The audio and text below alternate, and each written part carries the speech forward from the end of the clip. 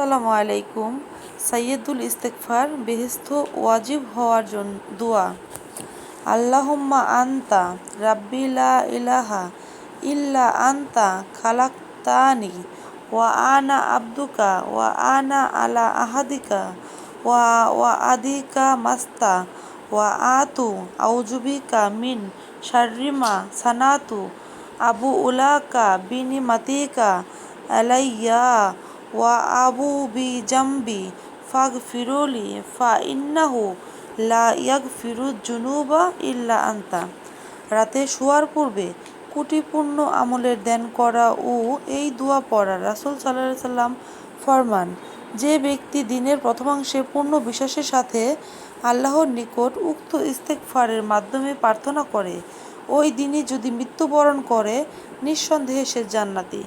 অন্য বর্ণনায় জান্নাত তার জন্য ওয়াজিব হইয়া যায়, অনুরূপ রাতে পড়লেও জান্নাতি হইবে।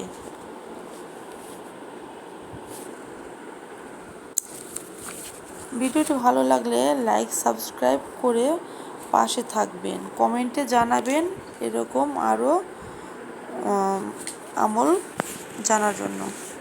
70টি প্রয়োজন মিটানোর 70টি রহমতের দৃষ্টি লাভের আমল। প্রত্যেক নামাজের পর সূরা ফাতিহা একবার, আয়াতুল কুরসি একবার, কুল্লিল্লাহুম্মা একবার, সূরা ইমরানের 18 থেকে 19 আয়াত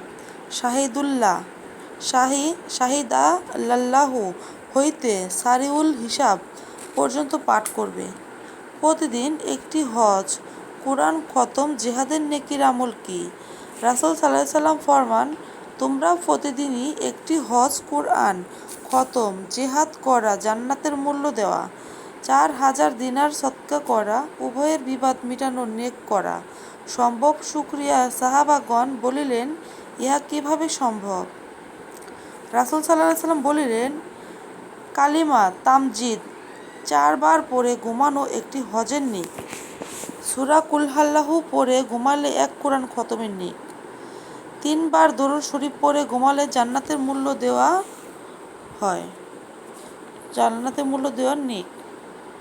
সারা রাত ইবাদত বন্দেগিতে কাটানোর সহজ আমল কি?